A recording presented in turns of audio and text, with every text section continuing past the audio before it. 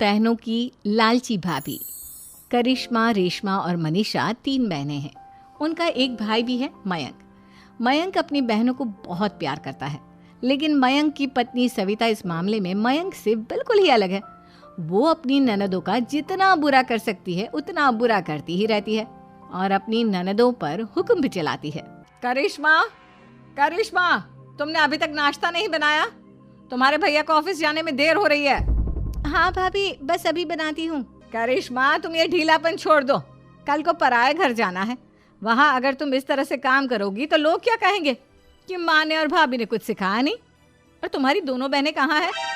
अब रेशमा मार्केट गई है और मनीषा सो रही है। क्या? सुबह के 8 बज रहे हैं और ये महारानी अभी भी सो रही है? ये कहते हुए सविता अपनी सास दुर्गा देवी के पास जाती है। माँ जी, देख रही हो अपनी बेटियों के तौर तरीके? क्या हुआ बहू, सुबह सुबह क्या कर दिया मेरी बेटियों ने?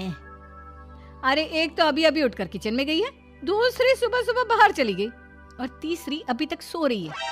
क्या करूं मैं इन तीनों का, मैं तो परेशान हो गई हूँ।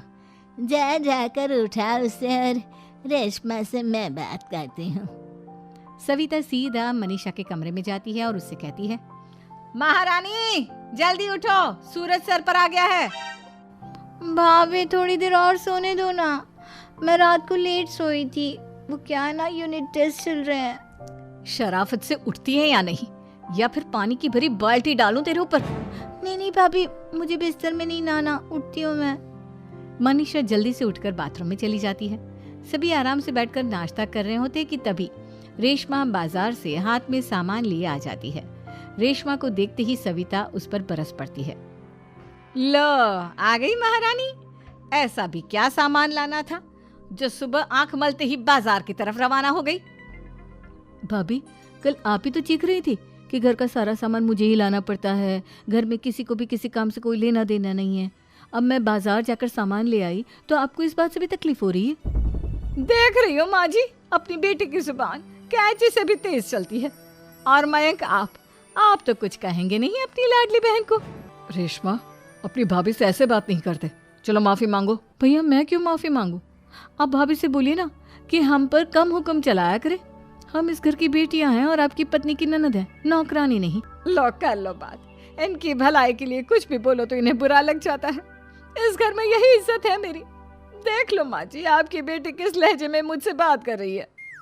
सविता वहां से चली जाती है। मयंक को बहुत गुस्सा आता है, वो भी वहां से चला जाता है।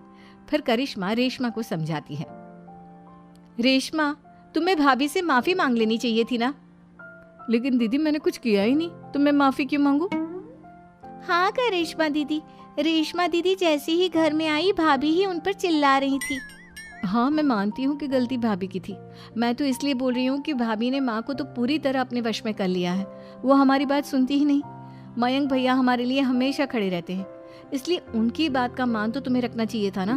कोई फायदा नहीं दीदी, कुछ दिनों की बात और है, भाभी उन्हें भी हमारे खिलाफ भड़का देंगी। फिर वो भी माँ की तरह हमारी किसी बात का विश्वास नहीं करेंगे। इसी तरह सविता अपनी तीनों ननदों को किसी न किसी बात पर परेशान करती रहती थी। एक दिन मयंक अपनी तीनों बहनों के लिए गिफ्ट लाया। क्या रेशमा, ये तुम्हारे लिए हार का सेट। रेशमा, तुम्हारे लिए सुंदर सी ड्रेस। और मनीषा, तुम्हें किताबें पसंद है ना, तुम्हारे लिए किताबें लाया हूँ। थैंक यू भैया। थैंक यू भैया। थैंक यू भैया। करिश्मा, तुम्हारा नेकलेस कितना सुंदर है, ये भैया कहाँ से ले आए होंगे? मैंने भैया को 3 दिन पहले फोन पर ये डिजाइन दिखाया था और आज भैया ये ले आए। सविता तो अपनी ननदों के गिफ्ट्स देखकर जल गई और करिश्मा का नेकलेस तो उसे भी बहुत पसंद आया था। अपनी बहनों के लिए कितना अच्छा नेकलेस लेकर आए हैं, मुझे कभी कोई गिफ्ट नहीं दिया। मैं आज ही ये हार चुरा लूंगी। रात में सविता करिश्मा का हार चुरा लेती है और इसी तरह उसे अपनी ननदों की जो भी चीज़ अच्छी लगती वो उसे मांगती नहीं, बल्कि रात के अंधेरे में चुरा लेती। इसी तरह दिन बीतते गए और सविता ने मयंक के दिल में भी उसकी बहनों के लिए नफरत पैदा कर दी। एक दिन मयंक ने करिश्मा और रेशमा के लिए रिश्ता देखा और ये बात उसने घर में सबको बताई। माँ, करिश्मा और रेशमा के लिए बहुत अच्छा रिश्ता आया है, वो लोग कल इन्हें देखने आ रहे हैं। आप और सविता मिलकर सारी तैयारी कर लेना। ये सुनकर करिश्मा और रेशमा खुश हो जाती हैं, लेकिन सविता सोचती है, अगर इन दोनों बहनों की शादी हो गई तो घर और बाहर का काम कौन करेगा? मनीषा तो एक नंबर की कामचोर है, उससे तो किसी बात की उम्मीद लगाना ही बेकार है। मुझे इस शादी को रोकना होगा। अगले दिन सभी लड़के वालों के स्वागत की तैयारी करने में लगे होते हैं। तभी मयंक अपनी बहनों से आकर कहता है, तैयार हो गई तुम दोनों? देखो दोनों लड़के बहुत अच्छे हैं, मैं कोई कसर नहीं छोड़ना चाहता, इसलिए तुम उनके सामने अच्छे से बिहेव करना और अपनी भाभी से लड़ने मत लग जाना। करिश्मा, तुम वो नेकलेस पहन लो ना जो मैं तुम्हारे लिए लाया था। भैया मैं बहुत देर से वो नेकलेस ढूंढ रही हूँ, लेकिन मुझे मिल ही नहीं रहा। क्या तुमने नेकलेस खो दिया? तुम्हें पता भी है वो कितना महंगा था? तुम कोई काम ढंग से नहीं कर सकती। मयंक गुस्से में वहां से चला जाता है। थोड़ी देर बाद लड़के वाले भी आ जाते हैं। वो दोनों बहनों को पसंद कर लेते हैं और रिश्ता पक्का हो जाता है। लेकिन सविता के दिमाग में तो कुछ और ही खिचड़ी पक रही थी। वो पंडित जी के पास करिश्मा की कुंडली लेकर जाती है और उन्हें पैसे देकर करिश्मा की कुंडली बदलवा देती है। जब लड़के वालों के पास करिश्मा की कुंडली जाती है तो वो दुर्गा को फोन करते हैं। बहन जी, हमने करिश्मा की कुंडली अपने पंडित जी को दिखाई थी। आपकी बेटी की कुंडली नहीं बल्कि दोषों का पिटारा है। देखिए, मैं और मेरे पति इन सब बातों में बहुत विश्वास करते हैं, इसलिए हम आपकी बेटी से अपने बेटे की शादी नहीं करा सकते। इस तरह करिश्मा का रिश्ता टूट जाता है और सभी घर वालों को बहुत दुख होता है। अब कविता सोचती है, चलो करिश्मा का तो रिश्ता टूट गया, अब रेशमा का भी रिश्ता तोड़ना है। क्या करूं? अब सविता आवाज बदलकर किसी अननोन नंबर से रेशमा के होने वाले ससुराल में फोन करती है। हेलो, मैं कौन हूँ कौन नहीं ये आपके लिए जानना ज़रूरी नहीं।